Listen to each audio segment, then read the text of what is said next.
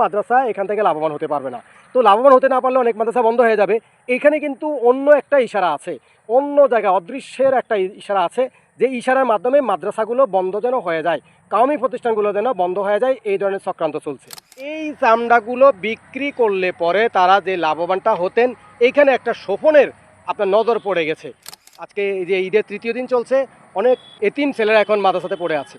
এরকম অনেক জায়গায় আপনি খবর নিয়ে দেখেন। আমাদের দেশে একটা কথা প্রচলিত আছে যে কওমি মাদ্রাসাগুলো চলে সম্পূর্ণ মানুষের দান অনুদান। অসম্ভব অসম্ভব, এই কথাটি একেবারে ভুল কথা। এই চামড়াটা যেন কওমি মাদ্রাসাগুলো না পায়, কওমি মাদ্রাসাগুলো যেন উপকৃত না হয়, সেখানে এমনভাবে তারা মূল্য নির্ধারণ করে দিয়েছে, টোটালি তারা এই প্রতিষ্ঠানগুলো যেন লাভবান না হতে পারে, এই কাজটি তারা করছে।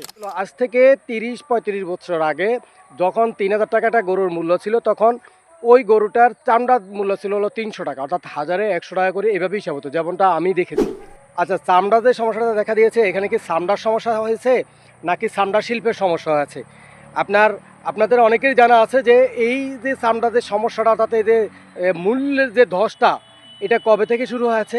এটা নিশ্চয়ই আরও অনেক আগে থেকে। এই কমটা কেন হলো? এখানে অনেকগুলো পয়েন্ট আছে।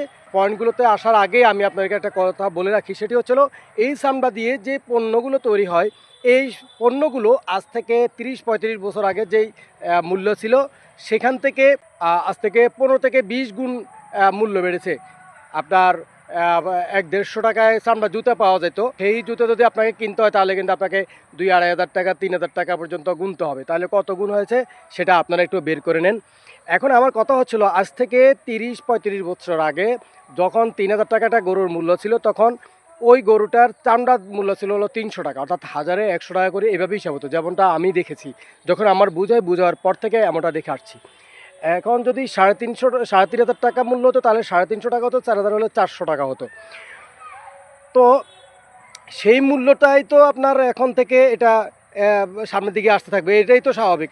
কিন্তু ওই সময় যখন দেখতাম যে এই চামড়াটা একটু কাটা হতো, কোনো কারণে কাটা ছেঁড়া যেত, তখন সেখানে 250 টাকা, সর্বোচ্চ 100 টাকা পর্যন্ত কমতো। তাও 100 টাকা কমের পরিমাণটা একটু কম ছিল।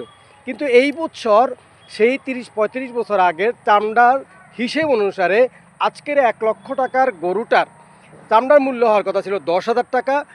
বাদ দিয়ে 1,000 টাকা যদি বাদ দিই, তাহলে সেখানে হবে 9,000 টাকা। আজকে সেই চামড়ার মূল্য কেন 150 টাকা, 200 টাকা, 250-300 টাকা, সেটা বিভিন্ন জায়গাতে অনেকেই চামড়া নদীতে ফেলে দিয়েছে, খালে ফেলে দিয়েছে, পুঁতে ফেলেছে, নষ্ট হয়ে গেছে, ক্রেতা নাই। কেন ক্রেতা নাই? এখানে কতগুলো সূত্র আছে, আমরা প্রত্যেকটা পয়েন্ট আপনাদেরকে বলবো।